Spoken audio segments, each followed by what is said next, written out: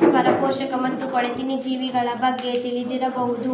ಹಸಿರು ಸಸ್ಯಗಳು ಆಹಾರವನ್ನು ಹೇಗೆ ತಯಾರಿಸಿಕೊಳ್ಳುತ್ತವೆ ಎಂಬುದನ್ನು ನೀವು ಈಗಾಗಲೇ ಕಲಿತಿರುವಿರಿ. ಎಲ್ಲ ಪ್ರಾಣಿಗಳು, ಅವು ಸಸ್ಯಾಹಾರಿ ಅಥವಾ ಮಾಂಸಾಹಾರಿಗಳಾಗಿರಲಿ, ಆಹಾರಕ್ಕಾಗಿ ಅಂತಿಮವಾಗಿ ಸಸ್ಯಗಳನ್ನೇ ಅವಲಂಬಿಸಿಕೊಂಡಿರುತ್ತವೆ. ಸಸ್ಯಗಳನ್ನು ತಿನ್ನುವ ಪ್ರಾಣಿಗಳು ಬೇರೆ ಪ್ರಾಣಿಗಳಿಗೆ ಆಹಾರವಾಗುತ್ತವೆ. ಉದಾಹರಣೆಗೆ, ಕೀಟಗಳು ಹುಲ್ಲನ್ನು ತಿನ್ನುತ್ತವೆ. ಪ್ರತಿಯಾಗಿ ಕೀಟಗಳು ಕಪ್ಪೆಯಿಂದ ತಿನ್ನಲ್ಪಡುತ್ತವೆ. ಈ ಕಪ್ಪೆಯು ಹಾವಿಗೆ ಆಹಾರವಾಗುತ್ತದೆ.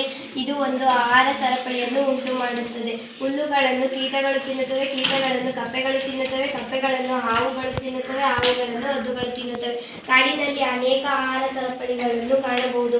ಎಲ್ಲ ಆಹಾರ ಸರಪಳಿಗಳು ಒಂದಕ್ಕೊಂದು ಜೋಡಣೆಗೊಂಡಿವೆ. ಯಾವುದಾದರೂ ಒಂದು ಸರಪಳಿಗೆ ತೊಂದರೆಯಾದರೆ ಬೇರೆ ಉಳಿದ ಆಹಾರ ಸರಪಳಿಗಳ ಮೇಲೆ ಪರಿಣಾಮ ಬೀರುತ್ತದೆ. ಕಾಡಿನ ಯಾವುದೇ ಒಂದು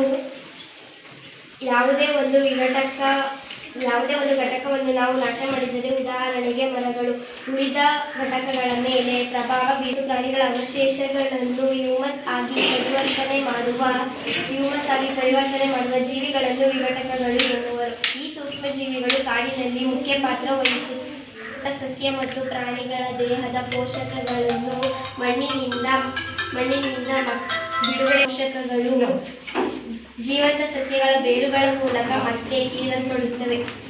ಒಂದು ವೇಳೆ ಕಾಡಿನಲ್ಲಿ ಪ್ರಾಣಿಗಳು ಸತ್ತರೆ ಏನಾಗುತ್ತದೆ? ಸತ್ತ ಪ್ರಾಣಿಯು ರಣಹದ್ದು, ಕಾಗೆ, ನರಿ ಮತ್ತು ಕೀಟಗಳಿಗೆ ಆಹಾರವಾಗುವುದು. ಕಾಡನ್ನು ಹೇಗೆ ಹಸಿರು ಶ್ವಾಸಕೋಶಗಳೆಂಬುದು. ಸಸ್ಯಗಳು ದ್ಯುತಿಸಂಶ್ಲೇಷಣೆ ಪ್ರಕ್ರಿಯೆ ಮೂಲಕ ಆಕ್ಸಿಜನ್ ಅನ್ನು ಬಿಡುಗಡೆ ಮಾಡುತ್ತದೆ. ಸಸ್ಯಗಳು ಪ್ರಾಣಿಗಳ ಉಸಿರಾಟಕ್ಕೆ